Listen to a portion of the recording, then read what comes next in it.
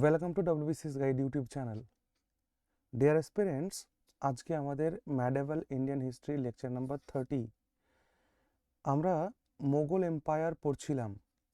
Mughal এম্পায়ারের first ক্লাসে আমরা বাবর আর হুমায়ুন সম্পর্কে পড়েছি। আজকের এই ক্লাসটি একটি লেন্দি হবে একটু, কারণ আজকে আমরা বাকি মোগল এম্পায়ারের যাবতীয় যা কিছু আছে সবটা কমপ্লিট করব। ওকে, এবং কমপ্লিট করার পর তোমরা জানো আমি বলেছিলাম যে প্রিভিয়াস ক্লাস অর্থাৎ লেকচার নাম্বার 29 আর এই 30 মিলিয়ে টোটাল মোগল এম্পায়ারের যে নোটস, সেই নোটসগুলোকে একটা পিডিএফ ফর্মে প্রোভাইড করব, যেটা এই ভিডিও ডেসক্রিপশনে থাকবে লিঙ্ক, সেখান থেকে তোমরা ডাউনলোড করে নিতে পারো। ওকে, এটা বলা হলো। আর কি, আর যারা টেলিগ্রাম গ্রুপটা এখনও জয়েন করোনি, অবশ্যই টেলিগ্রাম গ্রুপটা জয়েন করবে, কারণ টেলিগ্রাম গ্রুপে আমি কিন্তু তোমাদের রেগুলার বেসিসে ক্লাস আনতে চলেছি এখন। হ্যাঁ, এবং সেগুলো লাইভ ক্লাস হতে পারে। হ্যাঁ, এর জন্য টেলিগ্রাম গ্রুপটাকে অবশ্যই জয়েন করে রাখবে, ঠিক আছে? বেশ, চলো তাহলে আজকের ক্লাস শুরু করা যাক। বেশ, তাহলে আজকের ক্লাসে কাকে কাকে পড়তে চলেছি? আকবর পড়তে চলেছি, জাহাঙ্গীর, শাহজাহান, অরঙ্গজেব, এদের সাথে সাথে যে লেটার মুঘলস রয়েছে, পরবর্তী এই অরঙ্গজেবের পর থেকে 1707-এর পর থেকে 1857 সাল পর্যন্ত যে দীর্ঘ সময়কালে ছোট ছোট মুঘল সম্রাটেরা যে রাজত্ব করেছে তাদের সম্পর্কে ইম্পর্টেন্ট ফ্যাক্টসটুকু আমরা আলোচনা করতে চলেছি। তার সাথে মোগল এম্পায়ারের অ্যাডমিনিস্ট্রেশন, আর্ট, কালচার, ভেরিয়াস যতটা টপিকস আছে সেগুলো নিয়ে আমরা পড়তে চলেছি, ঠিক আছে? চলো, আকবরের রাজত্বকাল 1556 থেকে 1605, ঠিক আছে? আকবর হচ্ছে হুমায়ুনের বড় পুত্রের নাম। হ্যাঁ, আকবর ছিলেন হচ্ছে হুমায়ুনের এল্ডেস্ট সান। তিনি যখন সিংহাসনে বসলেন তখন তার বয়স হচ্ছে 14 বছর, এবং এই 14 বছর বয়সে তাকে সিংহাসনে কে বসালো? না, 14 বছর বয়সে তাকে সিংহাসনে বসালো তার যে গার্জিয়ান ছিল, দ্যাট ইজ বৈরাম খান, ঠিক আছে না? বৈরাম খান। এবং সেটা কোথায় হয়েছিল? কালানাউরে হয়েছিল, কালানাউরে, মনে থাকবে। এবং যখন আকবর সিংহাসনে বসছে তখন সে কি নামে বসছে? জালালউদ্দিন মোহাম্মদ আকবর বাদশাহ গাজী, এই টাইটেল নিয়ে তিনি 14 বছর বয়সে সিংহাসনে বসছেন, এবং তার যে অভিভাবক রিজেন্ট হিসেবে কে ছিলেন? বৈরাম খাঁ ছিলেন। It was his tutor and Humayun's favorite and confidant Boiram Khan who served as the regent of the Mughal emperor from 1556 to 1560, অর্থাৎ 1556-তে কি হলো না, বাচ্চা শিশু আকবরের করোনেশন হয়ে গেল, এবং সেই দিন থেকে 1560 পর্যন্ত বৈরাম খাঁ কিন্তু আসলেই মুঘল সাম্রাজ্যের হত্যাকর্তা হয়ে পড়লেন, কারণ আকবরকে দিয়ে তিনি মূলত সমস্ত কাজটা করতেন। সেকেন্ড ব্যাটেল অফ পানিপথ যেটা হয়েছিল 5 নভেম্বর 1556-তে, সেটা কার কার মধ্যে হয়েছিল? মোহাম্মদ আদিল শাহের যে হিন্দু সেনাপতি ছিল হিমু, সেই মোহাম্মদ আদিল শাহের হিন্দু সেনাপতি হিমুর সঙ্গে মোগলদের পক্ষ থেকে বৈরাম খান যুদ্ধ করেছিল, সেকেন্ড ব্যাটেল অফ পানিপথ। ওকে, এবং এইখানে দেখা যাচ্ছে যে হিমুর পরাজয় ঘটছে এবং বৈরাম খাঁ তাকে হত্যা করছে। This war ended the Mughal Afghan contest, এবং এই যে দ্বিতীয় পানিপথের যুদ্ধের সাথে সাথেই মোগলদের সাথে যে আফগান প্রতিদ্বন্দ্বী যে ছিল তার অবসান ঘটল, ঠিক আছে? এবং দিল্লির দরবারে মোগলদের একটা বিরাট আধিপত্য প্রতিষ্ঠিত হলো, যেখানে বহিঃশত্রুর অবস্থানটা নগণ্য হয়ে গেল। ওকে, এবং সেই জন্যই কিন্তু আকবর সমর্থ হয়েছিল দিল্লি এবং আগ্রাকে পুনরুদ্ধার করতে। বোঝা গেল কিনা? আকবর ended the regency of Boiram Khan in 1560 at the age of 18, assumed the reins of the kingdom. ওকে, 18 বছর বয়স যখন আকবরের হলো 1560, তখন কিন্তু সে কি করলো না, বৈরাম খানকে তার গার্জিয়ানের পদ থেকে সরিয়ে দিল। এখন সে নিজে শাসন পরিচালনার ভার নিয়ে নিল। Akbar was under the influence of Maham Anga, এটা খুব ইম্পর্টেন্ট। আমরা বলছি যে 1560-এ বৈরাম খানের আয়ত্তের বাইরে সে গেল, কিন্তু এই সময় দেখা যাচ্ছে মহম আঙ্গা আর আদম খান, এদের আন্ডারে, এদের ইনফ্লুয়েন্সে আকবর চলে এসছে। আর 1560 থেকে 1562 এই সময়কালে কিন্তু যেটাকে আমরা জানছি কি পেটিকোট গভর্নমেন্ট চলছে। পেটিকোট গভর্নমেন্ট এই পিরিয়ডটাকে বলা হয়, কারণ পেটিকোট গভর্নমেন্ট বলতে এখানে যে আসল শাসক তার কোনো কর্তৃত্ব নেই, এই মহম আঙ্গা আর আদম খানের নেতৃত্বে সরকার চলছে, এরকম একটা ব্যাপার। In his bid to expand his empire, he conquered various provincial states. এবং আকবর যখন নিজে সিংহাসন গ্রহণ করলেন তখন তিনি অনেকগুলো যুদ্ধ জয়ের মাধ্যমে তার সাম্রাজ্যটাকে এক্সপ্যান্ড করেছিলেন। এবং আকবরের সময়ই মোগল সাম্রাজ্যের একটা বিশেষ বিশেষ একটা অবস্থান আমরা দেখতে পাই সারা ভারত জুড়ে। The Rajputana kingdom of Mewar put up a fierce defense under Rana Uday Singh. Rana Uday সিংহের নেতৃত্বে যে মেবারের রাজপুত রাজা, তারা কিন্তু মোগলদের একটা প্রতিদ্বন্দ্বী হয়ে উঠল, এবং পরবর্তীকালে তার ছেলে রানা প্রতাপও কিন্তু মোগলদের একটা শিরোপীড়ার কারণ হয়ে দাঁড়ায়, কারণ এরা চাইছিল যে এই মোগল শাসনকে ভারত থেকে নির্মূল করতে হবে। Akbar tried to win over the Rajputs, এবং এই রাজপুতদের জয় করার জন্য তিনি চেষ্টা করেছিলেন। Wherever possible, and inducted Rajputa king into Mughal services and treated them at par with Mughal nobility. এবং সেই কারণে রাজপুতদের যে অন্যান্য রাজা যারা ছিল তাদের সঙ্গে একটা বন্ধুত্ব ভাবাপন্ন সম্পর্কের জায়গায় তিনি আনলেন, এবং দেখা যাচ্ছে আকবরের সময়ে রাজপুতদেরকে মোগল শাসনে, মোগল দরবারে যে মোগল নবিলিটিরা যে সম্মান পেত সেই সম্মান তাদেরকে দেওয়া হতে শুরু করলো। তার সাথে সাথে ম্যাট্রিমোনিয়াল অ্যালায়েন্স, যেটাকে আমরা বলছি বৈবাহিক সম্পর্কের মাধ্যমে একটা সাম্রাজ্যের বিস্তারের জায়গাটাও সে কিন্তু করেছিল। বাই ম্যারিং হরকাবাই, রাজা বিহারীমলের কন্যা, হ্যাঁ, কাছিয়াবাড়ের রাজপুত রুলার, তারপর বিহারীমল, রাজা বিহারীমলের কন্যা হরকাবাই, তারপরে তোমার রাজপুতা রুলার অফ আমের, হ্যাঁ, having capital at Jaunpur in 1562। 1562-তে তিনি রাজা বিহারীমলের কন্যা হরকাবাইকে বিয়ে করলেন। Akbar displayed his secular policy with the Hindus. Akbar মোগলদের মধ্যে একমাত্র সম্রাট যিনি সর্বধর্ম সমভাবের একটা জায়গাতে সেকুলারিজমের একটা বিষয়ের জন্য বিখ্যাত হয়ে আছেন। Most of the Rajputa kings recognized the supremacy, okay, of Akbar, except Rana Pratap Singh. যেহেতু রানা প্রতাপ সিং আকবরের প্রচণ্ড বিরোধী ছিলেন, যার কারণে মোগলদের বিরাট বিরোধী ছিলেন, যার কারণে রানা প্রতাপ ব্যতীত বাকি যে সমস্ত রাজপুত রাজারা ছিল তাদের কিন্তু তিনি যথাযথ সম্মান কিন্তু তিনি দিতেন। ওকে, বেশ। তারপর ব্যাটেল অফ হলদিঘাট, খুব important. Battle of Haldighat was fought between Rana Pratap of Mewar. মেবারের রানা প্রতাপ এর সঙ্গে হলদিঘাটের যুদ্ধ হয়, আর এই হলদিঘাটের যুদ্ধে মানসিং মোগলদের আর্মিকে লিড করছিলেন।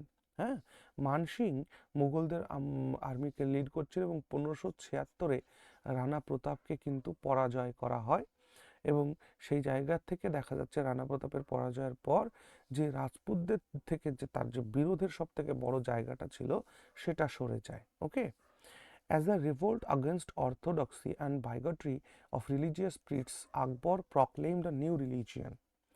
যেহেতু সেই সময়ে ভারতবর্ষে একটা ইসলামিক একটা জায়গা ছিল, ইসলামিক একটা বিরাট বড় প্রত্যাবর্তন ভারতবর্ষের বুকে মুঘলদের সময় হয়েছিল, আর সেই সময়ে যে ধর্মীয় অর্থোডক্সি যেগুলো ছিল, গোড়ামি ছিল, যে বিগটরিগুলো ছিল, সেইগুলোকে শেষ করার জন্য, সেইগুলোকে দূরীভূত করার জন্য একটি সর্বভাব সমন্বয়ে আকবর কি করলেন, বিভিন্ন রিলিজিয়াস গ্রন্থ পড়তে শুরু করলেন। হিন্দুইজম, ইসলাম, জৈনিজম, খ্রিশ্চানিটি, এই বিভিন্ন ধর্মগ্রন্থ পড়ে তিনি সব ধর্ম থেকে কিছু কিছু জিনিস গ্রহণ করে তিনি নিজে একটি ধর্মমত চালু করলেন, যেটাকে বলা হচ্ছে দিন ই ইলাহি। হ্যাঁ, দিনী তৌহিদও এটার নাম ছিল একটা সময়। হ্যাঁ, সেটা দিন ইলাহি নামেই বিশেষভাবে পরিচিত হয়েছে আর কি ইতিহাসে। Okay, very good. তারপরে আকবর ফতেপুর সিক্রিতে Fatehpur Sikri, Agra fort, Lahore fort, Allahabad fort, Humayun's tomb দিল্লিতে, এগুলো সব স্থাপন করেছিলেন, তৈরি করেছিলেন।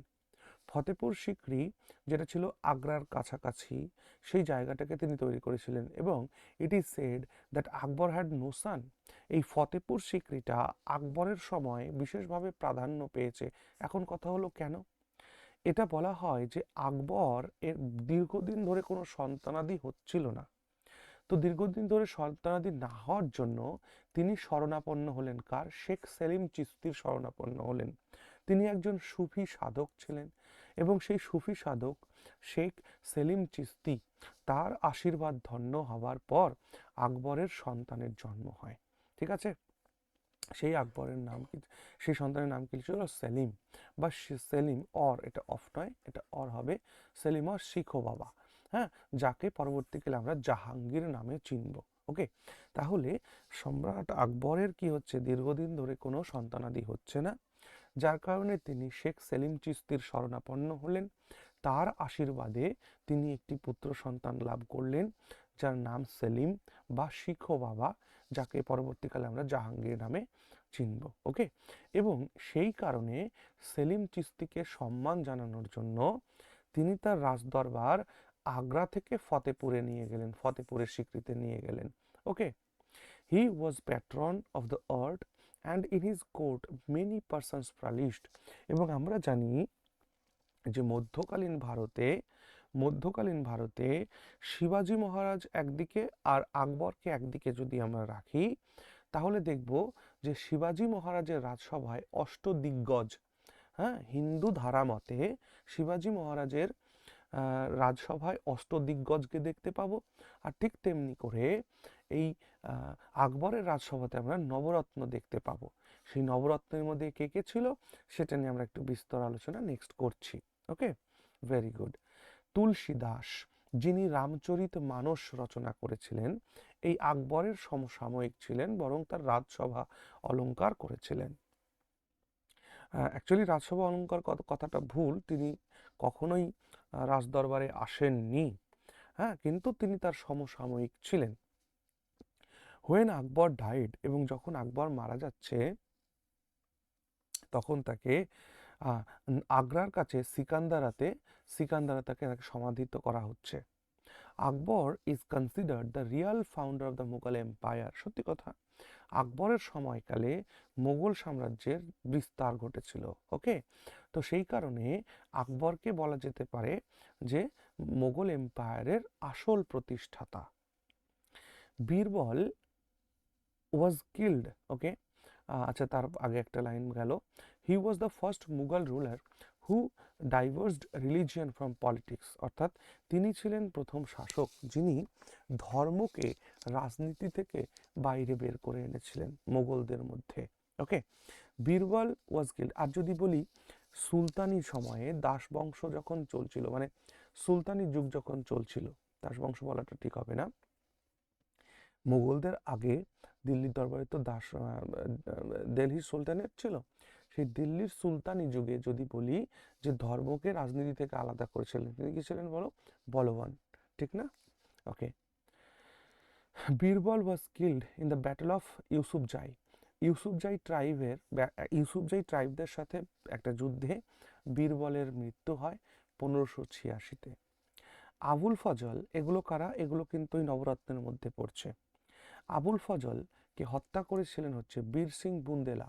1601 খ্রিস্টাব্দে আবুল ফজলকে বীর সিং বুন্দেলা হত্যা করেছিলেন, বুন্দেলরাজ Bir Singh Bundela. Akbar gave Mughal India one official language Persian. খুব ইম্পর্ট্যান্ট, মোগল সাম্রাজ্যে বা মোগল শাসনে বা মোগল শাসনাধীন ভারতবর্ষের যে অফিসিয়াল ল্যাঙ্গুয়েজ সেটাকে পার্সিয়ান করেছিলেন কিন্তু আকবর। ওকে, বেশ। আকবরের যুদ্ধ জয়ের কথা যদি বলা হয় তাহলে এখানে একটা লিস্ট আমি জারি করেছি।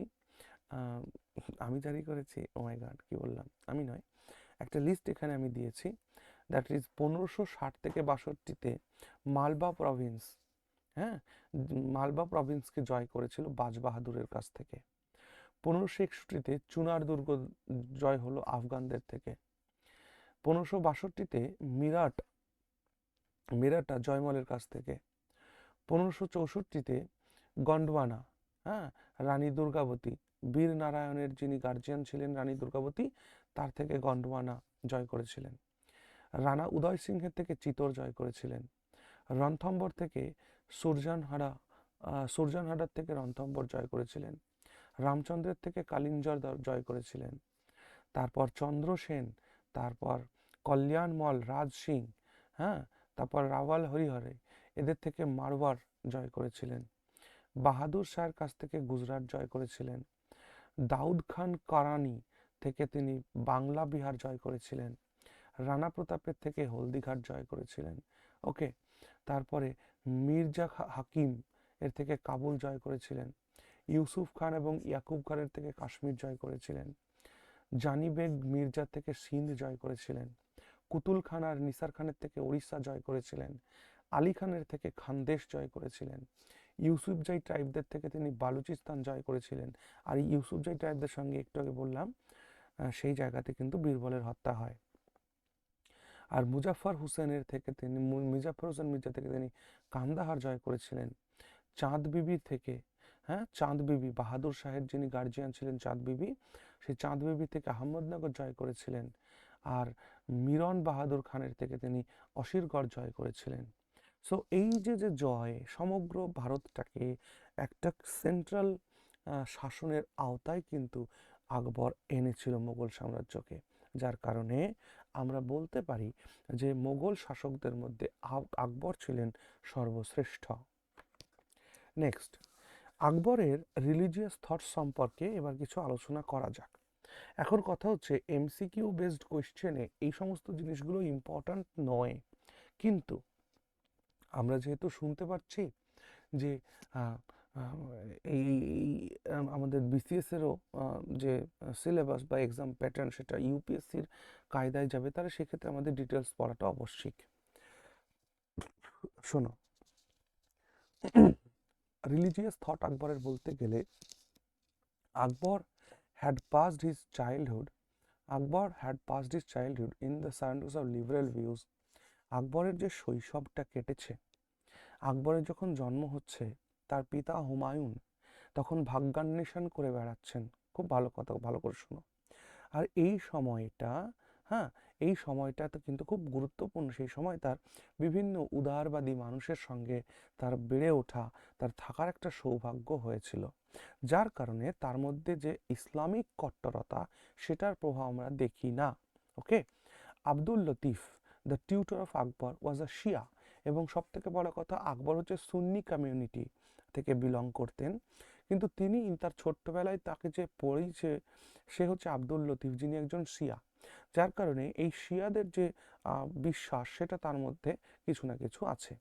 হু was also a man of liberal views, এবং যিনি একজন উদার মনার মানুষ ছিলেন। He taught Akbar the lessons of the principles of Sulhkul, তিনি সুলহকুলের যে নীতি সেটা দিয়েছিলেন। Okay, and forced him to root out all the differences between Shia and Sunni faiths, এবং তিনি আকবরকে বারংবার ফোর্স করেছেন, বুঝিয়েছেন যে ভাই শিয়া সুন্নির মধ্যে যে লড়াই দ্বন্দ্ব রয়েছে সেগুলোকে যাতে দূরীভূত করা যেতে পারে। Thus, heredity and surroundings of childhood affected the religious views of Akbar. That is, যে সুন্নি গোষ্ঠীতে তিনি বিলং করতেন, তার যে জন্ম যেখানে হয়েছে সেই জায়গা থেকে এই কথাটা বলা হচ্ছে। ওকে, and induced him to become a liberal man. He was not a fanatic Muslim actually. তিনি কোনো উন্মাদ মুসলমান ছিলেন না, যেমনটা আমরা অরঙ্গজেবকে দেখতে পাই। Even before the age of 20, এমনকি 20 বছর বয়সের আগেই he relinquished the policy of making slave, তিনি যে দাস বানানো, সেই দাস বানানোর নীতিটাকে তিনি রেলিনকুইজড করেছিলেন। The war prisoner and conversion to Islam at the point of sword, এবং তলোয়ারের সামনে বসিয়ে ধর্মান্তরণ করা, যুদ্ধবন্দীদেরকে অত্যাচার করা, সেগুলোকে তিনি প্রতিহত করেছিলেন, বন্ধ করেছিলেন। তিনি দাস প্রথাকে অ্যাবলিশড করেছিলেন। Okay, and the practice of converting prisoners of war to Islam in 1562, এবং 1562-তে তিনি এটাও ঘোষণা করেন যে যুদ্ধবন্দী যারা, তাদেরকে যে ইসলামে কনভার্ট করানো এটা যাবে না। হি abolished pilgrimage tax in 1563 and jizya in 1564. খুব ইম্পর্টেন্ট। তিনি অমুসলিমদের, ভারতীয় হিন্দুদের ওপরে যে মোগল যে পিলগ্রিমস ট্যাক্স দিতে হতো ভারতীয়রা যখন, সেই সময় একবার ভেবে দেখো, যাদের দেশ, তারা তাদের দেশের ভগবানের কাছে যাবে, পিলগ্রিমস করতে যাবে, তীর্থযাত্রা করতে যাবে, তার জন্য ট্যাক্স দিতে হতো এবং জাজিয়া ট্যাক্স দিতে হতো। সো এগুলোকে তিনি রদ করেছেন 1563-64-তে। After being fed up with the fanatic Sunni faith, Akbar inclined towards Shia faith. তো বিষয়টা হচ্ছে যে সুন্নি ফেথের মধ্যে কট্টরতা একটু বেশি, যার কারণে আকবর কিন্তু শিয়া ফেথের উপরে বেশি ইনক্লাইন্ড ছিলেন, তার ঝুঁকাবটা শিয়াদের প্রতি বেশি ছিল। নাও আব্দুল ফতে and Mullah Muhammad Yazidi, who were Shias, came in close circle of Akbar. আর যার কারণে আব্দুল ফতে আর মুল্লা মুহাম্মদ ইয়াজিদি এরা ছিলেন তৎকালীন সময়ে শিয়াদের মধ্যে গণ্যমান্য, এবং তারা কিন্তু তার সান্নিধ্যে এসেছিল। Akbar and tried to influence him towards Shialism. Okay, actually Shialism হবে, এটা শিয়াইজম হবে হয়তো, এলটা এখানে অবাঞ্ছিত হয়েছে। But later Akbar was more incline towards Sufism, এবং শিয়াদের পর কিন্তু পরবর্তীকালে আকবরকে দেখা যাচ্ছে সুফিজমের দিকে তার বেশি ঝোঁকা পরিলক্ষিত হচ্ছে। Though Sufism could not satisfy him, যদিও সুফিজম তাকে স্যাটিসফাই করতে পারেনি। Hence he tilted towards then he tilted towards Hinduism, Christianity, Zoroastrianism. Okay, এই সমস্ত ধর্মের দিকে তিনি একবার গিয়ে দেখেছেন এখানে কি আছে। But again he could not achieve the real truth, কিন্তু সেখানেও তিনি সঠিক সত্য খুঁজে পাচ্ছেন না। Brahman intellectuals like Purushottam and Devi also could not ignite a spark in him to convert him in Hindu. Okay, এরকম একটা ব্যাপার। সো যার কারণে তা কি হলো, in 1579 Majaharnama was declared, by which the emperor declared that if there was a conflict in the views of the debaters, he was entitled to choose any of the interpretations. এই জায়গাটা খুব important. এই যে মাজাহারনামা, এই মাজাহারনামা কে publish করেছিল, আমি নামটা বলছি, তোমাদের একটা কোয়েশ্চেনও আমি করিয়েছি। কে করেছিল বলো তো? আরে নামটা আমি ভুলছি। মাজাহারনামা, মাহাজার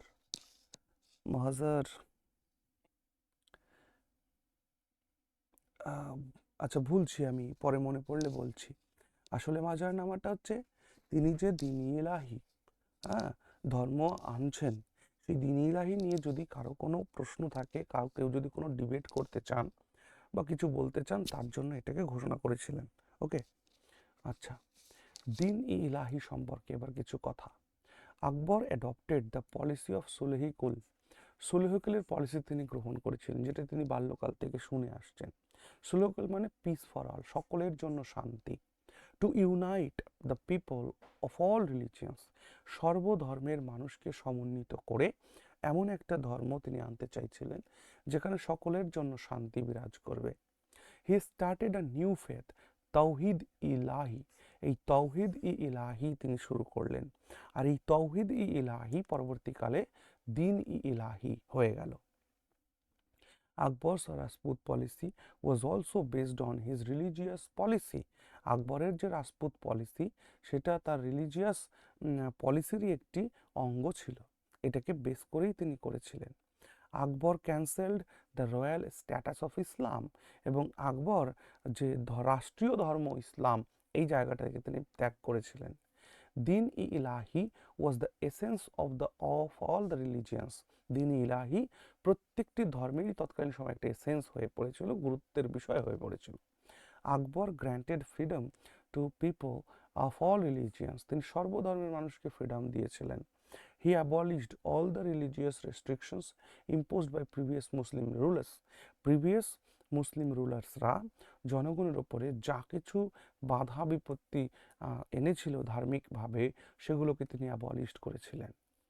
আকবর granted freedom to Hindus to worship in temples and public places, হিন্দুদেরকে তিনি স্বাধীনতা দিয়েছিলেন যে তারা তাদের টেম্পলসে তাদের ক্রিয়াকর্ম করবে। He also allowed the converted Muslims to change the religion, এবং সবথেকে গুরুত্বপূর্ণ যে তিনি কনভার্টেড মুসলিমসদেরকে সুযোগ দিয়েছিলেন যে তারা তাদের ধর্মটাকে আবার প্রত্যাবর্তন করতে পারবেন, তাদের ধর্ম চেঞ্জ করে নিতে পারবেন। The Christian missionaries were allowed to propagate their ideas, ভাবা যায় সেই সময় ক্রিশ্চিয়ান মিশনারিদেরকেও তিনি অ্যালাউ করছেন তাদের ক্রিশ্চিয়ানিটি প্রপাগেট করার জন্য। He never discriminated on basis of caste and religion, তিনি কাস্ট আর রিলিজিয়ান বেসিসে কোনো ডিসক্রিমিনেট করতেন না। And gave equal opportunity to all to হক government position. Okay, to hold, আচ্ছা এটা হক হবে না, হোল্ড হবে। ওকে, তিনি ইকুয়াল অপরচুনিটি প্রদান করেছিলেন সকলের জন্য গভর্নমেন্ট পজিশন পাওয়ার ক্ষেত্রে। Because of the policies adopted by Akbar, the উলেমাস লস্ট দেয়ার পজিশনস, যেহেতু আকবর যে পলিসি অফ রিলিজিয়াস পলিসি গ্রহণ করেছিল, তাতে যে ইসলামী যারা উলেমা তাদের যে পজিশন সেটা খর্ব হয়েছিল। And were annoyed to such an extent, to such an হবে এটা, to such an extent that they issued fatwa against him, যার কারণে সেই উলেমারা তার বিরুদ্ধে, আকবরের বিরুদ্ধে ফতোয়া জারি করেছিল। Okay, he change the jagirs to khalisa, হ্যাঁ, khalisa land, okay, and reduce the allowances of nobles. Okay, তিনি he changed the jagirs to khalisa land and reduced allowances for noble, নভেলদের জন্য তিনি যে অ্যালাউন্সগুলো, ভাতাগুলো, সেগুলোকে কমিয়ে দিয়েছিলেন। এবার আসো নবরত্ন, আকবরের নবরত্নদের মধ্যে আমরা আবুল ফজলকে পাই। Abul Fazl, Abul Fazl he was the chronicler of Akbar's rules, আকবরের সময়কালে যা ঘটনাচক্র সেটা লেখার দায়িত্ব ছিল, মানে আকবরের রাজসভার ঐতিহাসিক একজন, সে লিখে রাখবে সমস্তটা, আবুল ফজল। হি অথার্ড আকবরস বায়োগ্রাফি, আকবরের বায়োগ্রাফিটা তিনি লিখেছিলেন, that is Akbarnama. Okay, he documented the history meticulously over a period of 7 years, এবং 7 বছর ধরে তিনি সেখানে ছিলেন এবং তার যে যে সাহিত্যকর্ম হিস্ট্রি ক্রনিকলিং করা সেটা করেছিলেন। ফৈজি, হি ট্রান্সলেটেড দ্য পঞ্চতন্ত্র। আবুল ফৈজি, আবুল ফজল আর এটা হচ্ছে আবুল ফৈজি, আবুল ফজলেরই ভাই ছিল আবুল ফাইজি। তো আবুল ফাইজি কি করেছিলেন, তিনি পঞ্চতন্ত্র ট্রান্সলেট করেছিলেন কিসে, পার্সিয়ান ভাষাতে। রামায়ণ ট্রান্সলেট করেছিলেন, মহাভারত ট্রান্সলেট করেছিলেন পার্সিয়ান ল্যাঙ্গুয়েজে। ওকে, তারপর বিখ্যাত ক্যারেক্টার টোডরমল। টোডরমল ছিল আকবরের ফিনান্স মিনিস্টার। প্রশ্ন জিজ্ঞেস করা হয় যে টোডরমল কিসের সাথে যুক্ত, তো অর্থনীতির সাথে যুক্ত, মনে রাখবে। তো আকবর ছিল হচ্ছে ফিনান্স মিনিস্টার কার, শেরশাহ সুরি। ভালো করে দেখো, he was the finance minister of Sher Shah Suri, Sher Shah সুরির ফিনান্স মিনিস্টার ছিল। পরবর্তীকালে আকবর যখন রাজা হলেন, তিনি আকবরেরও কিন্তু এই ফিনান্স মিনিস্ট্রির দায়িত্ব সামলেছেন। He introduced a standard weights and measurements eve revenue districts and officers. Okay, তিনি এই যে যে সমস্ত অর্থনৈতিক যে রিফর্মসগুলো তিনি নিয়ে এসেছিলেন। এরপর আসছি আব্দুল রহিম খানি খানান।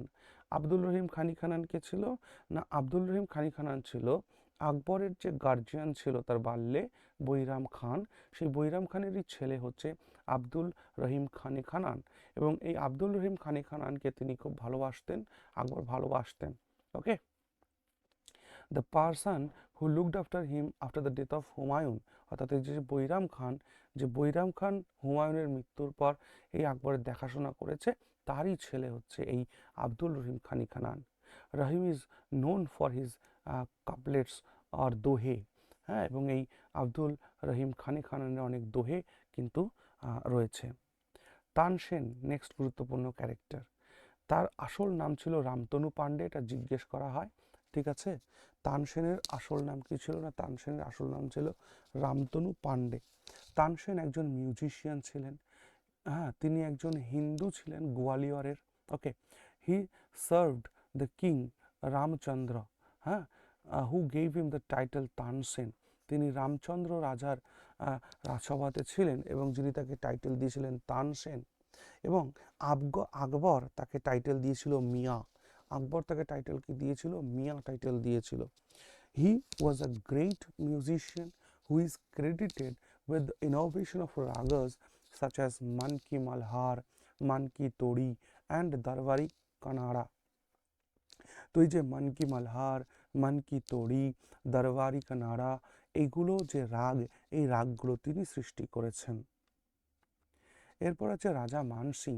রাজা মানসিং অ্যাকচুয়ালি তিনি একজন বিশ্বস্ত সেনাপতি ছিলেন আকবরের, এবং এই রাজা মানসিংকে দিয়েই তিনি রাজপুতদের যে বিরোধ সেগুলোকে তিনি সামলেছিলেন।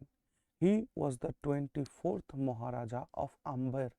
অম্বরের তিনি 24তম মহারাজা ছিলেন, from 1589 to 1614, and the subahdar of Bengal for 3 terms. 1595 থেকে 1606 পর্যন্ত তিনি বাংলার সুবেদার ছিলেন। He served in the imperial Mughal army under emperor আকবর।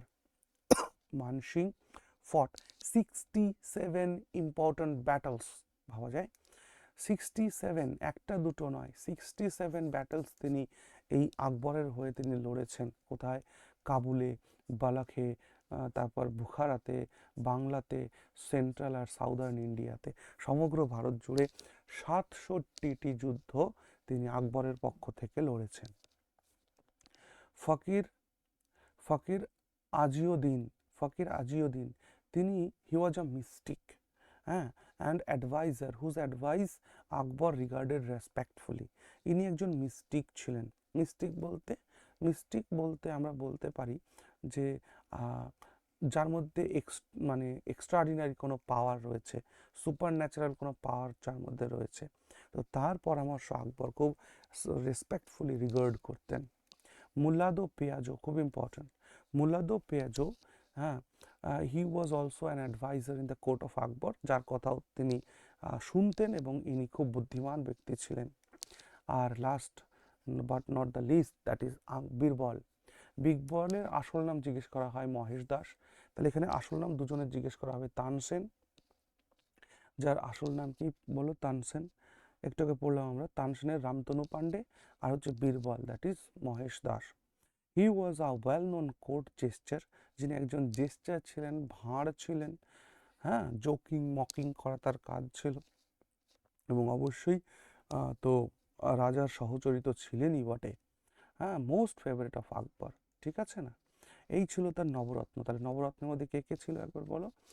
আবুল ফজল, আবুল ফৈজি, টোডরমল, আব্দুল রহিম খানি খানান, তানসেন, রাজা মানসিং, ফকির আজিউদ্দিন, আর হচ্ছে মুল্লাদো পেয়াজো, আর হচ্ছে Birbal. Okay, next, major events during the reign of আকবরের শাসনকালে যে মেজর ইভেন্টসগুলো হয়েছিল, যেমন অ্যাবলিশন অফ স্লেভারি, হ্যাঁ, এবং আজমেরের ফার্স্ট টাইম তার ভিজিট 1562-তে, পিলগ্রিমেজ ট্যাক্সটাকে অ্যাবলিশ করা 1563-তে, জাজিয়া কর অ্যাবলিশ করা 1564-তে, ফতেপুর সিকড়ি স্থাপন করা 1571-এ, মনসবদারি সিস্টেম তিনি চালু করেছিলেন 1574-এ, ইবাদতখানা তৈরি করেছিলেন 1575-এ, এন্টায়ার আম্পায়ারকে 12টা প্রভিন্সে ভাগ করেছিলেন, হ্যাঁ, এবং দক্ষিণ ভারত জয়ের পর এটা হয়ে গেছিল 15টি প্রভিন্সে ভাগ করেছিলেন।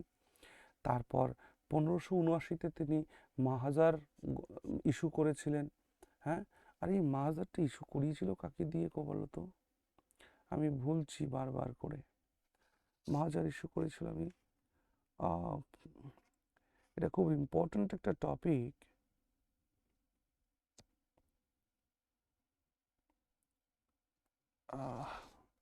একটু মনে করার চেষ্টা করো তো, কমেন্ট সেকশনে লেখো।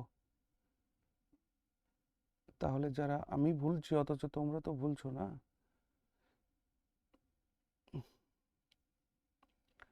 একদম পুরো ব্রেন থেকেই বেরিয়ে গেছে নামটা আমার।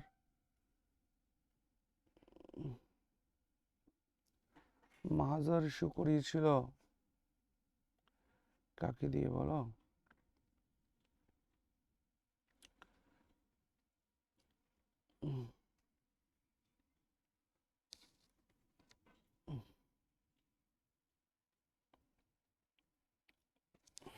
একদম বেরিয়ে যাচ্ছে মাথা থেকে। চলো, অনেকক্ষণ কথা বললাম, বলো মাহাজার কে ইস্যু করেছিল?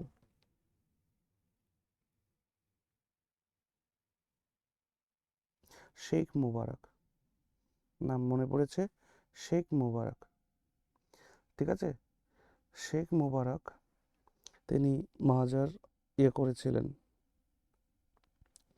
হ্যাঁ, শেখ মুবারক মনে রাখবে। এই যে মাহাজারটা ইস্যু হয়েছিল ইন দ্য ইয়ার 1579, ঠিকই আছে, শেখ মুবারক, শেখ মুবারক। এটা কিন্তু প্রশ্ন জিজ্ঞেস করেছে, এই জন্য আমি নামটা বারবার মনে করার চেষ্টা করছিলাম। শেখ মুবারককে দিয়ে তিনি মাজাহার ইস্যু করিয়েছিলেন। ওকে, সেটা কি ছিল? সেটা ছিল দ্বীন-ই ইলাহি, যে তিনি ধর্ম প্রবর্তন করছেন সেটা সম্পর্কে যদি কারো কিছু বলবার থাকে, একটা ডিবেটের প্লেস ক্রিয়েট করা এবং লোককে জানানো যে দ্বীন-ই ইলাহি নামে এই বিষয়টা আছে। তো সেইটা হচ্ছে মাজার। Okay, very good. নেক্সট, 1582-তে প্রক্লেমেশন অফ তাওহিদ ইলাহি, তিনি তাওহিদ ই ইলাহি প্রক্লেম করেছিলেন। 10 সালা সিস্টেম প্রত্যাবর্তন করেছিলেন, টোডরমলকে দিয়ে করিয়েছিলেন। তারপর 1514, এবং এই তৌহিদ ই ইলাহিটাই কিন্তু পরবর্তীকালে এটা কি নামে পরিচিত হয়েছে বলো? দ্বীন ইলাহিতে। 1584-তে ইলাহি সম্বত ওয়াজ ইন্ট্রোডিউসড। ইলাহি সম্বত কবে ইন্ট্রোডিউস করা হয়? খুব গুরুত্বপূর্ণ প্রশ্ন। That is in 1584। আর ইলাহি গজ, জমি পরিমাপ করার জন্য ইলাহি গজ ইন্ট্রোডিউস করা হয় ইন দ্য ইয়ার 1587। এটা খুব ইম্পর্টেন্ট কিন্তু এটা। ওকে, আর এগুলো সব আমি নোটের মধ্যে দিয়ে দেবো, চাপ নেই।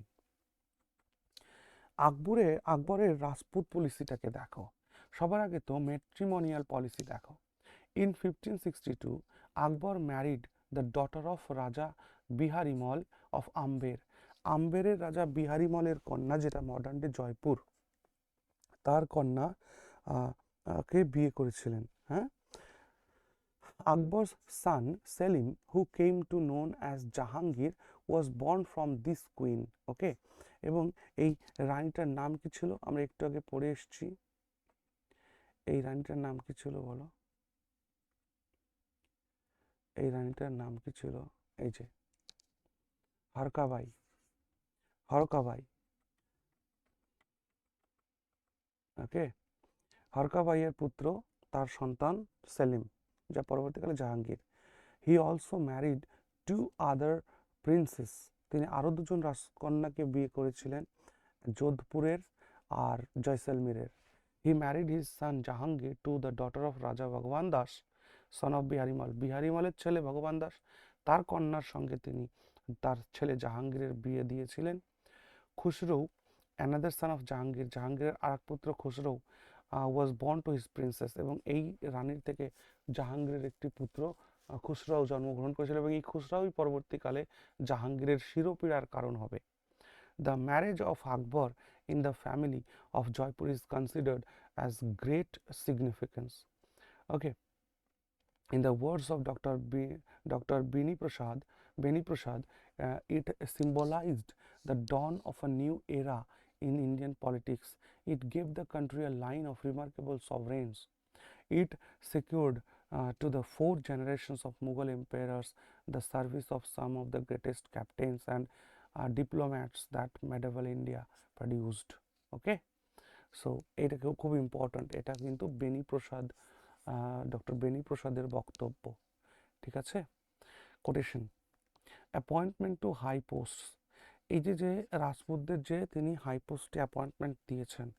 রাজা টোডরমল, রাজা Birbal occupied important positions in his court. রাজা বিহারিমল, his son Bhagwan Das, and grandson Raja Man Singh were among his close confidants. It is said that Rajputas were holding more than 20% posts in their army এবং এবং যে army ছিল আকবরের তার 20%-এর বেশি hold করতো রাজপুতেরাই। Equal treatment. Akbar accorded equal status to the Rajputs. Religious independence. Akbar granted full religious independence to Rajputs in respect of their religion. They could build temples, worship in them, and celebrate their festivals. Rajput queens were free in the observance of their faith. Respectful treatment to the defeated Rajput rulers এবং defeated Rajput rulersদেরকে তিনি সম্মান প্রদর্শন করেছিলেন। All those Rajputs who submitted to Akbar, এটা submitted হবে, who submitted to Akbar after fighting against him were given full respect and honor.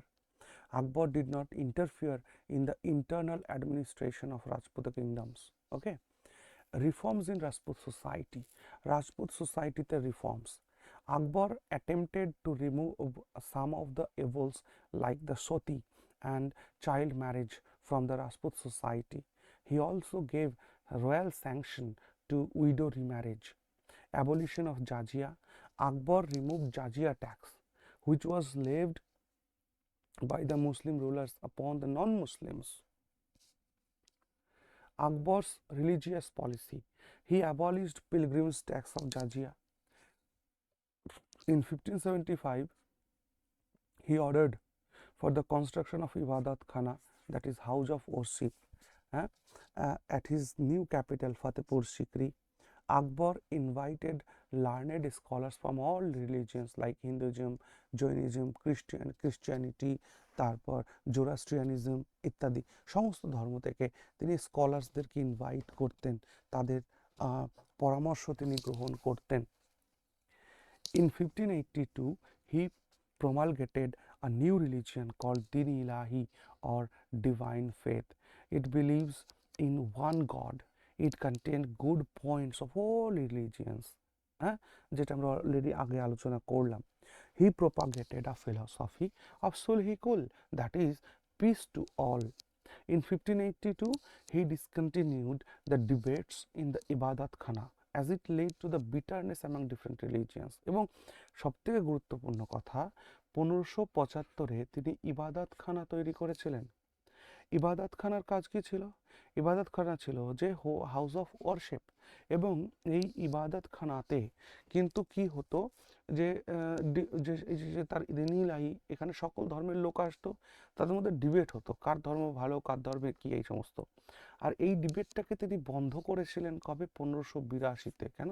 কারণ এই ডিবেটটা যখনই হতো তখন বিভিন্ন ধর্মের মধ্যে যে বিটারনেস তৈরি হতো, তিক্ততা তৈরি হতো, কারণ যে যার ধর্মকে বড় করে দেখানোর চেষ্টা করবে, এটা কারণ। Badayuni, a contemporary author, was bitter critic of Akbar's religious experiment. এবং এই বদায়ুনি, যিনি আকবরের একজন তীক্ষ্ণ সমালোচক ছিলেন, তিনি আকবরের এই রিলিজিয়াস এক্সপেরিমেন্টকে খুব ভৎসনা করেছেন। শেখ মুবারক, এখন নামটা এসছে দেখো ভাই, শেখ মুবারক ওয়াজ আ রিলিজিয়াস গুরু অফ আকবর। আকবরের রিলিজিয়াস গুরু ছিল শেখ মুবারক, আর এই শেখ মুবারককে দিয়েই তিনি মাহাজার প্রক্লেম করিয়েছিলেন।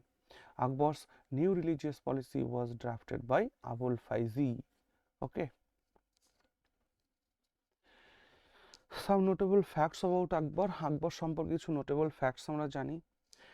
He introduced gold coins called Ashrafi, খুব ইম্পর্টেন্ট কিন্তু, মোহর যেটাকে আমরা বলছি। আকবর যে স্বর্ণ মুদ্রার প্রচলন করেছিলেন তাকে আশরাফি বলা হতো। He also began dating his coins as per new Ilahi era. তিনি যে ইলাহি এরা শুরু করেছিলেন, সেটা আগে কি ছিল? ইলাহি এরার আগে হিজরা এরা ছিল, হিজরা। সেই হিজরা এরা থেকে তিনি ইলাহি এরা ডেট চালু করলেন। Akbar introduced the practice of inscribing Persian poetry praising the ruler on coins. এবং পার্সিয়ান ভাষাতে, পার্সি ভাষাতে কি করা হতো, যা কয়েনে লেখা হতো রাজার গুণমুগ্ধ, রাজাকে প্রেজ করে কিছু বক্তব্য। Hajanama consisted 1200 paintings belonged to his reign. Okay. European style of painting was introduced by Portuguese priests in his court. Jaswant or Daswan were famous painters in his court. খুব ইম্পর্টেন্ট, আকবরের রাজসভায় বিখ্যাত দুজন আর্টিস্টের নাম যশবন্ত আর দাসওয়ান, পরীক্ষায় জিজ্ঞেস করে এটা। Persian poets in his courts Abul Fazl and his brother Abul Faizi, তারপর তারিক আলফি, উতবি, নাজির, এই সমস্ত বিখ্যাত কিন্তু পোয়েটরা তার রাজসভা অলঙ্কার করেছেন। Hindu poets in his courts Tulsi Das wrote Ramcharitamanas. Akbar commissioned the translation of many Sanskrit works into Persian. আকবর এর সময়ে অনেক সংস্কৃত গ্রন্থকে পার্সিয়ান ল্যাঙ্গুয়েজে ট্রান্সলেট করা হয়েছিল। Maktabkhana or Translation Bureau was also established at Fatehpur Sikri for this purpose. এবং এই ট্রান্সলেশনের কাজগুলো করার জন্য, ট্রান্সলেশনের কাজের মূল দায়িত্বে কে ছিল? মূল দায়িত্বে ছিল হচ্ছে আবুল ফজলের ভাই আবুল ফাইজি এর দায়িত্ব ছিল। ওকে, সো এর জন্য তিনি মক্তবখানা বা ট্রান্সলেশন ব্যুরো ওপেন করেছিলেন, একটা ডিপার্টমেন্ট করেছিলেন। The Razm Nama is the Persian translation of Mahabharata, এবং মহাভারতকে যে পার্সিয়ানে ট্রান্সলেট করা হয়েছিল এবং তার নাম দেওয়া হয়েছিল রাজম নামা। Akbar's period was popularly known as the Renaissance of Persian literature. খুব ইম্পর্টেন্ট, আকবরের রাজত্বকালকেই আমরা পার্সিয়ান লিটারেচারের পুনরুত্থানের বা পুনর্জীবনের যুগ বলব। তারপর কি, palace cum fort complex at Fatehpur Sikri, that is city of victory. তারপর many buildings in Gujarat Bengali styles, Gujarati আর বেঙ্গলি স্টাইলের অনেক বিল্ডিংস তৈরি করেছেন এই কমপ্লেক্সের মধ্যে, ফতেহপুর সিকরি কমপ্লেক্সের মধ্যে। Gujarati style was probably built for his Rajput wife's, এবং গুজরাটি যে স্টাইলের বিল্ডিংগুলো তিনি খুব সম্ভব তার রাজপুত ওয়াইফসদের জন্য বানিয়েছিলেন। আকবর বিল্ট দিওয়ানি খাস, দিওয়ানি আম মানে যেখানে পাবলিক অডিয়েন্স, জেনারেল পাবলিকদের জন্য অডিয়েন্স বসার জায়গা, আর দিওয়ানি খাস যেখানে প্রাইভেট হল, যেখানে খাস লোকেরা থাকবেন। The most magnificent building in it is the জামা মসজিদ, সব থেকে গুরুত্বপূর্ণ জামা মসজিদ, বুলন্দ দরওয়াজা, এগুলো সব আকবরের সৃষ্টি। ওকে, তারপর শেখ সেলিম চিস্তি দরগা, এটা শেখ সেলিম চিস্তির দরগা, খুব গুরুত্বপূর্ণ। Other important buildings at Fatehpur Sikri are Jodhabai's palace and Panch Mahal, that is 5 stories building, এগুলো কিন্তু খুব গুরুত্বপূর্ণ বিল্ডিংস ডিউরিং আকবর। তাহলে আকবরের শাসনকালে হুমায়ুনের টম্ব তৈরি করা হয় দিল্লিতে, and it had a massive dome of marble. It may be considered the precursor of the Taj Mahal, এবং এই যে হুমায়ুনস টম্ব, এটা আসলে তাজমহলের পূর্বেকার একটা বলতে পারো replica. Akbar's tomb at Sikandra near Agra was completed by Jahangir, এবং আকবরের সমাধিকে জাহাঙ্গীর পরবর্তীকালে সিকান্দারাতে কমপ্লিট করেছিলেন। হি বিল্ড আগ্রা ফোর্ট, তিনি আগ্রার দুর্গ তৈরি করেছিলেন রেড স্টোন দিয়ে, and also Jahangiri Mahal in it according to the Hindu design. Okay, এবার আসো জাহাঙ্গীরের কথায় আসি। জাহাঙ্গীরের শাসনকাল 1606 থেকে 1627। Akbar was succeeded by his son Salim with the title Nuruddin Jahangir. তাহলে আকবরের পরে সিংহাসনে বসছে তার ছেলে জাহাঙ্গীর, যার আসল নাম সেলিম, আর নুরুদ্দিন জাহাঙ্গীর তার title. He was Akbar son by a Rajput wife. Okay, কার ছেলে তাহলে তিনি বলুন? হাকারা বাই, না হাকারা বাই, বিহারী মলের কন্যা। তাহলে জাহাঙ্গীর কে ছিল? অ্যাকচুয়ালি বিহারী মলের নাতি ছেলে। ওকে, হিজ অ্যাক্সেশন ওয়াজ চ্যালেঞ্জড, তিনি যে সিংহাসনে বসলেন সেটা চ্যালেঞ্জড হয়েছিল কার দ্বারা? তার বড় ছেলে প্রিন্স খুসরাওয়ের দ্বারা, এবং তিনি বিদ্রোহ ঘোষণা করেছিলেন। আর এই খুসরাওকে যিনি আশীর্বাদ দিয়েছিলেন সে হচ্ছে শিখ গুরু অর্জুন দেব। আর যার কারণে শিখ গুরু অর্জুন দেবের সঙ্গে জাহাঙ্গীরের শত্রুতা সৃষ্টি হয় এবং প্রিন্স খুসরাওকে তিনি পরাজিত করেন এবং ক্যাপটিভ করেন এবং তাকে অন্ধ করে দেন। আর গুরু অর্জুন দেবকে 1 সপ্তাহ বিরাট টর্চার করার পরে তাকে হত্যা করেন Jahangir. In 1608, Ahmednagar in the Deccan had declared independence under Malik Ambar এবং এই জাহাঙ্গীরের সময় যে মূল শিরোপেরার কারণ হয়ে উঠেছিল মালিক অম্বর এবং মালিক অম্বর সে আহমদনগরে শাসন করত এবং সে স্বাধীনতা ঘোষণা করে 1608-এ। During the reign of Jahangir, there was no addition to Mughal territory in Deccan এবং জাহাঙ্গীরের সময় দক্ষিণ ভারতে মোগল সাম্রাজ্যের আর বিস্তার ঘটেনি। Jahangir's reign witnessed the visit of two Englishmen, important Englishmen, that is William Hawkins and Thomas Roe। হ্যাঁ, তাহলে জাহাঙ্গীরের সময় দুজন ইংরেজ তার রাজসভাতে এসেছিলেন, উইলিয়াম হকিন্স আর টমাস রো। টমাস রো বিশেষ কিছু অর্জন করতে পারেননি, বাট উইলিয়াম হকিন্স কিন্তু 400 মনসবদারি তিনি পেয়েছিলেন। ওকে, while the former could not get consent of the emperor for establishing an English factory in India, the latter sent as ambassador by King James I এবং king James first, Britain king James first তাদেরকে পাঠিয়েছিল রাজদূত হিসাবে, succeeded in securing permission to establish British factory at Surat। সুরাটে যাতে British factory হয় সেটার permission 4 জন এদেরকে পাঠিয়েছিল। হি রোট his biography তুজুকি Jahangiri এবং জাহাঙ্গীর তার নিজের বায়োগ্রাফি রচনা করেছিলেন, জীবনী রচনা করেছিলেন, যার নাম ছিল Tuzuk-i Jahangiri. He was particularly known for his justice and Adil-i Jahangiri became a proverb এবং সবথেকে বড় কথা বলতে ইম্পর্ট্যান্ট কথা যেটা, সেটা হচ্ছে জাহাঙ্গীর রেড ফোর্টে কী করেছিল, সে একটা বড় চেইন তৈরি করেছিল যেটাকে বলা হতো চেইন অফ জাস্টিস এবং আদিল-ই জাহাঙ্গীরি বলা হচ্ছে আর কি তাকে। আর বিচার শ্রেষ্ঠা মানে তিনি হচ্ছেন ন্যায় বিচারকারী, এরকম একটা ব্যাপার। He ordered preparation of Zanjir i Adil, আদিলের জঞ্জির, আদিলের বিচারকের চেইন, আর chain of justice, okay, made up of pure gold দিয়ে, পিওর সোনা দিয়ে তৈরি হয়েছিল সেই চেইন অফ জাস্টিস। সেটা ইনস্টল করা হয়েছিল কোথায়, near public grievance against the high-handedness and oppression of the government. He also laid number of gardens such as Shalimar Bagh, Nishat Bagh, এই কাশ্মীরে তিনি করেছিলেন। খুব ইম্পর্ট্যান্ট, জাহাঙ্গীর কাশ্মীরে শালিমার বাগ, নিশাত বাগ স্থাপন করেছিলেন। জাহাঙ্গীর ইন্ট্রোডিউস দুআসপা শিয়াসপা, খুব ইম্পর্ট্যান্ট, দুআসপা শিয়াসপা সিস্টেম কিন্তু জাহাঙ্গীর ইন্ট্রোডিউস করেছিল।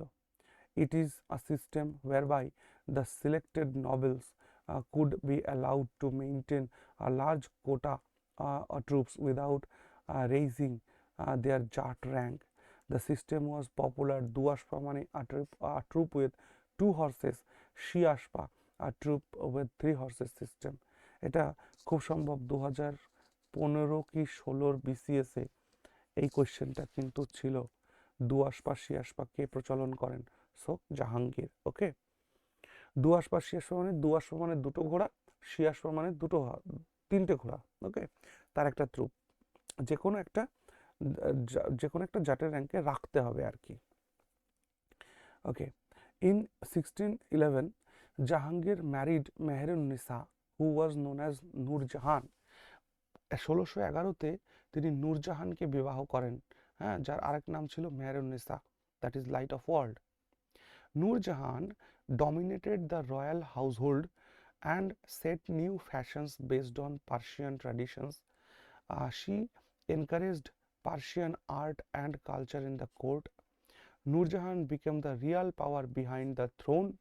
The political intrigues that prevailed because of Nurjahan led Prince Khurram, that is Shah Jahan, তার ছেলে, to rebel against his father। এবং এই নূরজাহানের কারণেই, যেহেতু জাহাঙ্গীর শাসনে থাকলেও নূরজাহানই রিয়াল পাওয়ার ছিল, সেই কারণে তার ছেলে খুররম অর্থাৎ শাহজাহানের সাথে কিন্তু বিরোধের শুরু হয় জাহাঙ্গীরের।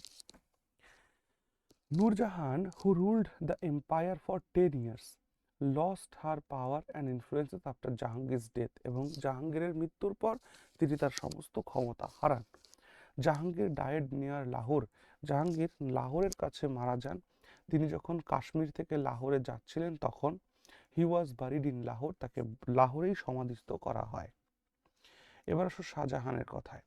শাহজাহান 1628 থেকে 1658, ভিডিও লেন্দি হচ্ছে, ফাস্ট ফরওয়ার্ড করে দেখো, এগুলো দেখতে হবে ভাই।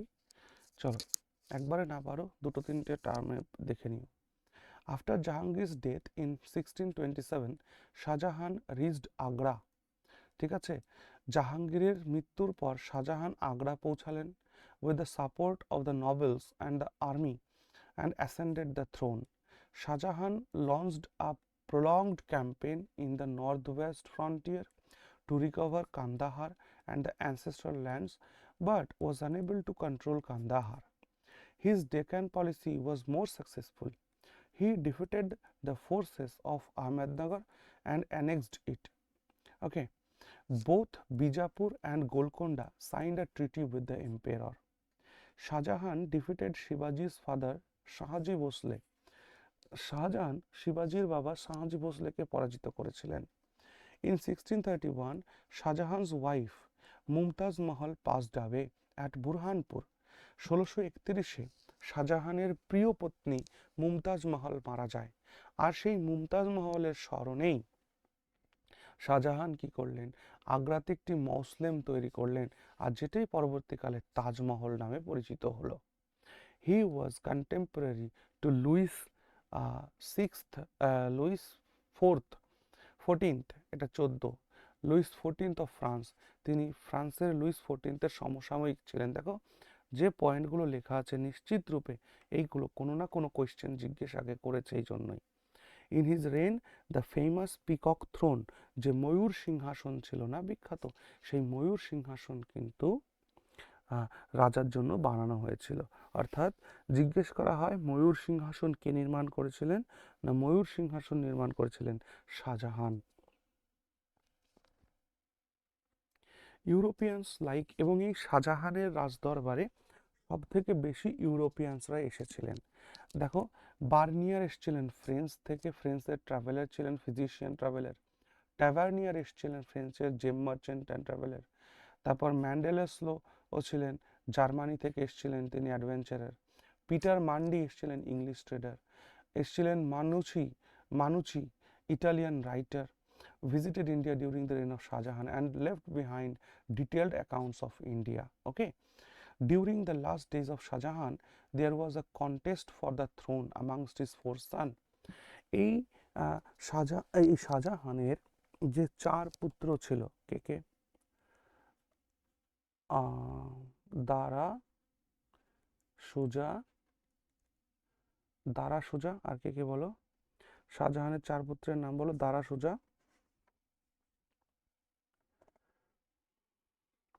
বারবার ভুলছি কেন, হ্যাঁ, দারা সুজা মুরাদ, এই নামটা বলছিলাম, দারা সুজা মুরাদ আর আওরঙ্গজেব,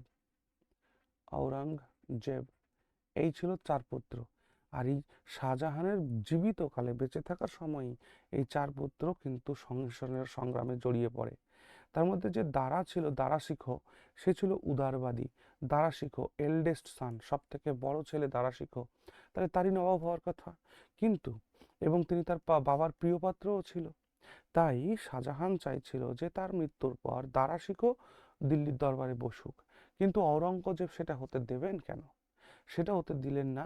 যার কারণে তিনি তার নিজের বাবাকে জেলবন্দি করলেন, ভাইকে হত্যা করলেন, সকলকে হত্যা করে, মার্ডার করে শাহজাহান সকলকে হত্যা করে তিনি সিংহাসনে বসলেন।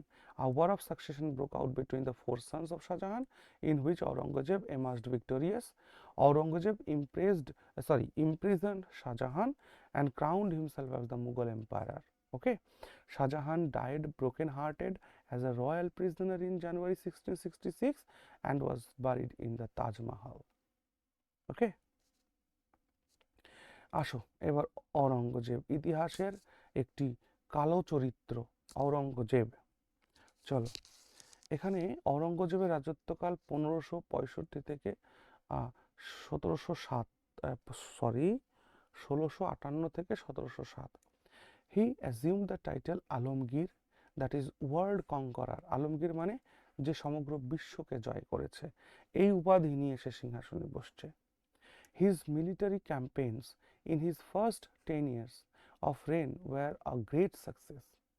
He suppressed into the minor revolts, but he faced serious difficulties in the later parts of his reign.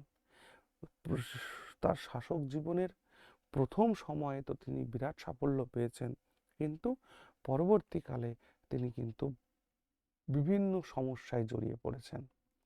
The Jats and Satnamis and also the Sikhs revolted against him. These revolts were induced by his harsh religious policy. Aurangzeb was basically Puritan in nature, okay, খুবই religious এবং গোড়াপন্থী ছিল, গোড়াপন্থী, যার জন্য একে বলা হতো না জিন্দা পীর বলা হতো, একে বলা হতো জিন্দা পীর বলা হতো অরঙ্গজেবকে। He impose jizya on Hindus, এবং হিন্দুদের উপরে আবার সে জাজিয়া লাগু করলো। He was influenced by Naqshbandi Sufi order, এবং এই নকশবন্দি সুফি যে মতবাদ তার প্রতি ইনফ্লুয়েসড হলেন, খুবই কট্টর এরা। প্রিন্স আকবর রিভেল্ড আগেনস্ট হিজ ফাদার অরঙ্গজেব, ওকে, এবং এটা মনে রাখবে প্রথম আকবর, অরঙ্গজেবের যে পুত্র, সে কিন্তু ছিল প্রথম আকবর। তাহলে সে তার বাবা অরঙ্গজেবের বিরুদ্ধে মানে রিভেল করছেন, বিদ্রোহ করছে। In this connection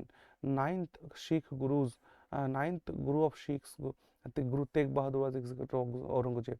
Aurangzeb Guru Tegh বাহাদুরকে হত্যা করেছিলেন। তাহলে মোগল আমলে দুজন শিখ গুরুকে হত্যা করা হয়। অরঙ্গজেবের সময় গুরু তেগ বাহাদুরকে, অরঙ্গজেব গুরু তেগ বাহাদুরকে হত্যা করে, আর জাহাঙ্গীর গুরু কাকে করে বলো, জাহাঙ্গীর যে যে সাহায্য করেছিল তার ছেলে খুসরাওকে সাহায্য করেছিল।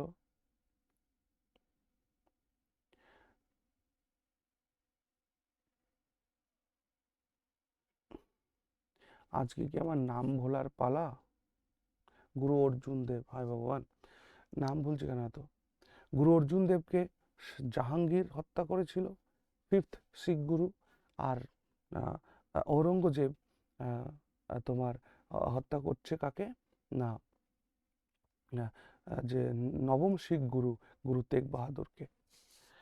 ঔরঙ্গজেবের ডেকান পলিসির কথা যদি বলি, the Deccan policy of Aurangzeb was motivated by the policy of continuing the growing influence of the Marathas. দেখো, আমি যখন ভিডিওটি রেকর্ড করছি এখন বাজে হচ্ছে 3:20, রাত্রি 3:20, কিন্তু এটা কালকে সকাল 7টার সময় পাবলিশ হবে, অর্থাৎ এটা রেকর্ড করে পাবলিশে বসাবো। তো ঘুম ঘুম পাচ্ছে, এই জন্য মাথার মধ্যে সব ভুলে যাচ্ছি, ওকে। তাহলে কি বললাম, the Deccan policy of Aurangzeb was motivated by the policy of containing the growing influence of the Marathas, the rebellious attitude of the Shia kingdoms of Deccan like Golconda and Bijapur, and to curtail the rebellious activities of his son Akbar, who had taken refuge in Deccan. Aurangzeb came to the Deccan in 1682 and remained in the Deccan till his death in 1707, ওকে। বিষয়টা হচ্ছে যে এই ঔরঙ্গজেব কিন্তু বলেছিল যে হিন্দু বেকি সাম্রাজ্য কি cover খুঁড়নে আয়ে হ্যাঁ হাম, এরকম একটা কিছু কথা বলেছিল।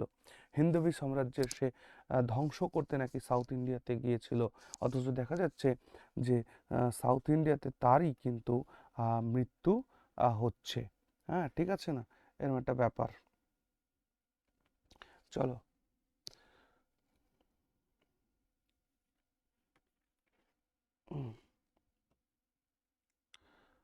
ওকে।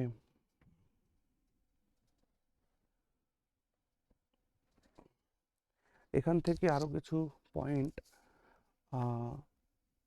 দেখো, এই জায়গা থেকে একটা জিনিস মাথায় রাখবা, ঔরঙ্গজেবকে জিন্দাপীর যেমন বলা হতো তেমনি দরবেশও কিন্তু বলা হতো। দরবেশ বা জিন্দাপির তাকে বলা হতো। ওকে, আচ্ছা, তিনি সতী প্রথার বিরুদ্ধে আচরণ করেছিলেন। সতী, যেটা সতীটা করা যাবে না, সতী নিষিদ্ধ করেছিলেন। ফরওয়ার্ড, আর কি বলবো এর সম্পর্কে?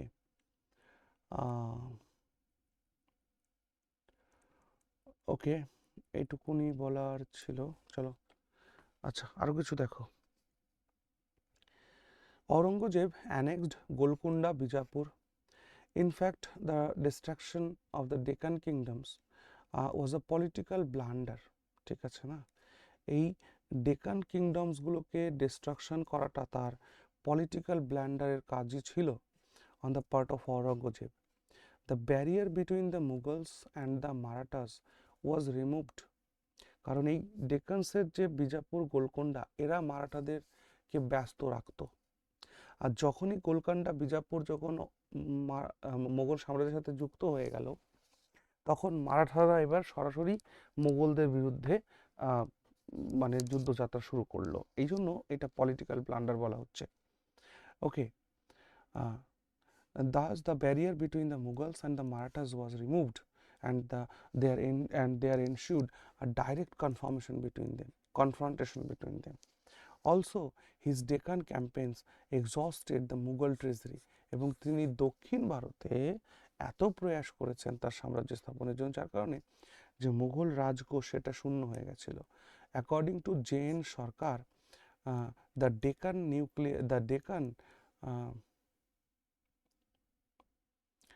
ডেকান কি লিখেছিলাম এখানে? The Deccan ulcer ruined Aurangzeb. Yes, the Deccan ulcer ruined Aurangzeb. Okay, the Marathas under Shivaji were a threat to Aurangzeb, এবং ঔরঙ্গজেবের মানে রাতের ঘুম কেড়ে নিয়েছিলেন শিবাজি মহারাজ।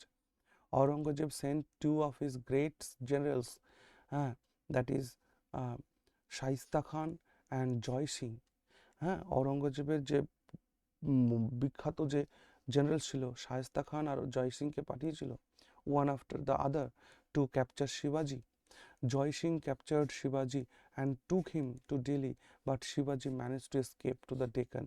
ওকে, তো শায়েস্তা খাঁকে তিনি হত্যা করেছিলেন শিবাজি মহারাজ, আর এই জয় সিংকে তিনি কি করেছিলেন বলো? জয় সিং তাকে নিয়ে গেছিল এবং তিনি পালিয়ে এসেছিলেন সেই ইসের ঝুড়ির মধ্যে করে, মনে আছে তো? শিবাজি employing guerrilla tactics defied the Mughals. এখানে একটা কথা বলে রাখি, মুঘল এম্পায়ার শেষ করার পরে আমরা রিজিওনাল পাওয়ারগুলোকে পড়ব, অর্থাৎ তার মধ্যে থাকবে হচ্ছে শিখসদের সম্পর্কে আমরা পড়ব, মারাঠাসদের সম্পর্কে আমরা পড়ব, মারাঠা, শিখ মারাঠা, আরেকটা আছে কারা বলো? মাইসুর সম্পর্কে পড়ব, মাইসুর। তার মানে বাকি যে যে রাজবংশগুলো ভারতের তৎকালীন সময়ে ইম্পর্ট্যান্ট ছিল, এই জিনিসটা পড়বো। তারপর আমরা ইউরোপিয়ানসদের দিকে অর্থাৎ মডার্ন ইন্ডিয়ান হিস্ট্রির দিকে প্রবেশ করব, ঠিক আছে? ওকে, গেল। তাহলে কি আলোচনা হচ্ছিল এখন? হ্যাঁ, ঔরঙ্গজেব, হ্যাঁ এই পর্যন্ত হলো। আচ্ছা, Shivaji employing guerrilla tactics defied Mughal forces till his death at the age of 53 in 1680. Okay, Aurangzeb was severely tested by the Marathas till his death in 1707 as the sons of Shivaji continued the rebellion. শিবাজি মহারাজ 1680 সালে মারা যাচ্ছেন, এবং তারপর তার ছেলে কিন্তু এই যুদ্ধ চালিয়ে নিয়ে যাচ্ছে। The death of Aurangzeb in 1707 marked a watershed in Indian history, as the Mughal Empire virtually came to an end, even though the weak successors of Aurangzeb held the throne next 150 years. ঔরঙ্গজেবের মৃত্যুই মুঘল সাম্রাজ্যের পতন, যদিও তার পরবর্তীকালে 150 বছর দুর্বল শাসকেরা এই মুঘল সাম্রাজ্যে শাসন করেছে, এবং ইংরেজদের সাথে যে সিপাহী বিদ্রোহ, সেই সিপাহী বিদ্রোহে শাহ জাফরের মৃত্যু হচ্ছে, তার সাথে মুঘল সাম্রাজ্য শেষ হচ্ছে। লেটার মুঘলসদের কথা যদি বলি, বাহাদুর শাহ, ঠিক আছে না? বাহাদুর শাহ তিনি 1707 থেকে 1712 পর্যন্ত সিংহাসনে বসেছেন। He assumed the title of Shah Alam first. He also known as Shah-e Bekhawar. He made peace with Guru Gobind Singh and Chhatrasal. He granted Sardesh Mukhi to Marathas and also released Shahu. জাহানদার Shah, জাহানদার Shah ইনি হচ্ছেন first puppet Mughal empire, হ্যাঁ, এবং তিনি Jajia abolish করেছিলেন। ফারুক শিয়রের ফরমান আমরা খুব গুরুত্বপূর্ণ এই পার্টটা থেকে জানতে পাই। ফারুক শিয়র সিংহাসনে বসেছিলেন সৈয়দ ভ্রাতৃদ্বয়ের সহযোগিতা নিয়ে। পরবর্তীকালে এই সৈয়দ ভ্রাতৃদ্বয়ই কিন্তু তাকে হত্যা করেছিল 1719 সালে, ঠিক আছে না? আচ্ছা, আর 1717 সালে ইংলিশ ইস্ট ইন্ডিয়া কোম্পানিকে তিনি ফরমান দিয়েছিলেন granting them trade privilege in India. Okay, তারপর মোহাম্মদ শাহ, মোহাম্মদ শাহ 1719 থেকে 1748 পর্যন্ত শাসন করেছেন। নাদির শাহ এই সময় ভারত আক্রমণ করেন 1739, কার সময়? মোহাম্মদ শাহের আমলে। আর মোহাম্মদ শাহকে কার্নালের যুদ্ধে পরাজিত করে এবং তার থেকে পিকক থ্রন যেটা শাহজাহান বানিয়েছিল সেটা নিয়ে চলে যায় এবং কোহিনুর হীরা সেটা নিয়ে চলে যায়। ওকে, ডিউরিং হিজ টেনার চিনক্লিজ খান অলসো নোন অ্যাজ নিজামুল মুল্ক ফাউন্ডেড হায়দ্রাবাদ। এবং এই মোহাম্মদ শাহের সময়েই দেখা যাচ্ছে যে এক সময় মোগলদের যারা ভক্ত ছিল বা মোগলদের যারা সার্ভিস প্রদান করেছে তারাই পরবর্তীকালে কি হচ্ছে না নিজেদের স্বাধীন রাজ্য তৈরি করে নিচ্ছে, অর্থাৎ চিনক্লিজ খান যাকে আমরা নিজামুল মুল্ক বলে চিনি হায়দ্রাবাদ রাজ্য প্রতিষ্ঠা করে নিচ্ছে। মুর্শিদ কুলি খাঁ বাংলায় মুর্শিদাবাদের প্রতিষ্ঠা করছে। সাদাত খান সে অযোধ্যায় অবধ উত্তরপ্রদেশের অবধে তাদের স্বাধীন রাজ্য তৈরি করছে, হ্যাঁ। He was a pleasure loving king and nicknamed Rangila. Okay, এবং তিনি একজন প্লেজার লাভিং কিং ছিলেন এবং তার আর একটা নাম ছিল Rangila Raja. He was the first Mughal king to give patronage to Urdu language. খুব ইম্পর্ট্যান্ট এটা। অ্যাকচুয়ালি মুঘল এম্পায়ারটা পার্সিয়ান ল্যাঙ্গুয়েজের বিরাট গুরুত্ব, কিন্তু এই মোহাম্মদ শাহই প্রথম মুঘল সম্রাট ছিলেন যিনি উর্দু ল্যাঙ্গুয়েজকে প্রাধান্য দিয়েছিলেন। আহমদ শাহ 1748 থেকে 1754, খুব স্বল্পকাল। এই সময় যেটা হয়েছিল যে Safdarjung the nawab of Awadh was the wazir or prime minister of the empire, এবং অবধের রাজা কিন্তু এই আহমদ শাহের প্রধানমন্ত্রী হয়েছিলেন। আলমগীর টু সম্পর্কে বিশেষ কিছু বলার নেই। শাহ আলম সেকেন্ড, শাহ আলম সেকেন্ড এটা গুরুত্বপূর্ণ কেন? কারণ বাংলাতে যখন বক্সার যুদ্ধ হয়েছিল সেই বক্সার যুদ্ধ 1764-তে সেখানে মানে ট্রিপল অ্যালায়েন্সের সাথে যুদ্ধ হয়েছিল না, ট্রিপল অ্যালায়েন্সের সঙ্গে। সেই ট্রিপল অ্যালায়েন্সে এই এই শাহ আলম দ্বিতীয় ছিল, হ্যাঁ, মোগলদের পক্ষ থেকে শাহ আলম দ্বিতীয়, বাংলায় মীর কাসিম এবং অবধ থেকে সুজাউদ্দৌলা এরা মিলে যুদ্ধ করেছিল, যদিও এদের পরাজয় হয়েছিল। এরপর আকবর সেকেন্ড, দ্বিতীয় আকবর হচ্ছে যে he gave Rammohan Roy the title রাজা। এবং এই মোটামুটি ধরো যে দ্বিতীয় আকবর যাকে আমরা বলছি, দ্বিতীয় আকবর হচ্ছে 1806 থেকে 1837 পর্যন্ত শাসন করেছে। এবং এই আকবর দ্বিতীয় এই সময়টাকে একবার কল্পনা করো, এই সময়টা আকবর দ্বিতীয় যে সময়, এই সময় কিন্তু ইংরেজরা অর্থাৎ ইস্ট ইন্ডিয়া কোম্পানি কিন্তু ভারতবর্ষে জাঁকিয়ে বসেছে, সমগ্র শাসনভার তাদের কাছে চলে গেছে বললেই চলে। তো সেই জন্য দ্বিতীয় আকবর রাজা রামমোহন রায়কে রাজা টাইটেল দিয়েছিলেন। কেন? এবং রাজা রামমোহন রায়ের সঙ্গে তৎকালীন সময় ইংরেজদের ভালো সম্পর্ক ছিল, তাই রাজা রামমোহন রায়কে তিনি লন্ডনে পাঠিয়েছিলেন। কিসের জন্য? যাতে আকবর দ্বিতীয়ের অ্যালাউন্সটাকে একটু বাড়িয়ে দেয়। মোগল সম্রাট সে, তার যে ভাতা সেটা যাতে বাড়িয়ে দেওয়া হয় সেই জন্য তিনি রাজা রামমোহন রায়কে লন্ডনে পাঠিয়েছিলেন। ওকে, আর এই সুরাহা সে করেছিলেন বলে তিনি তাকে রাজা উপাধি দিয়েছিলেন। তাহলে রামমোহন রায়কে রাজা উপাধি কে দিয়েছিল? দ্বিতীয় আকবর। বাহাদুর শাহ সেকেন্ড 1837 থেকে 1857। His pen name was Zafar. এই বাহাদুর শাহের যে ডাকনাম ছিল শাহজাফর, শাহজাফর বা শাহজাফর বা Zafar. Okay, he was confined by the British to red fort.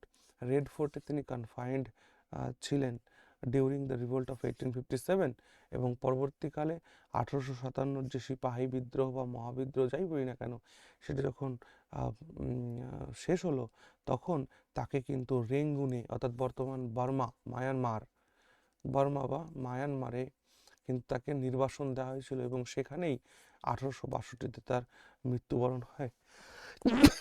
এবং এর সাথে সাথেই মোগল সাম্রাজ্য শেষ হয়। ওকে, এবার আমরা মোগল সাম্রাজ্যের কিছু জিনিস দেখব, যেমন অ্যাডমিনিস্ট্রেশন কেমন ছিল। তো মোগল অ্যাডমিনিস্ট্রেশনের কথা যদি বলো, সো আচ্ছা, ভিডিওটা অনেকটা লেন্দি হচ্ছে, সো এখান থেকে আমি এগুলো তো অলরেডি আলোচনা করেছি। 12 প্রভিন্সে ভাগ করেছিল।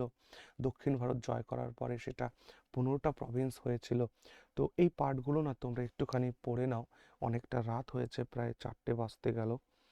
সো আমি এটাকে শেষ করছি এখন। হ্যাঁ, বাকি এটা আমি একটু দেখিয়ে দিচ্ছি তোমাদের। এটা একটু দেখে নাও, ভিডিওটাকে পজ করে করে একটু একবার চোখ বুলিয়ে নাও। আশা করছি তাতেই অনেকটা হেল্প হবে। আর বাকি এর পিডিএফটা তো দিচ্ছি, তাই না? চলো, ঠিক আছে, তাহলে এখানে শেষ করছি। ভালো থেকো সবাই।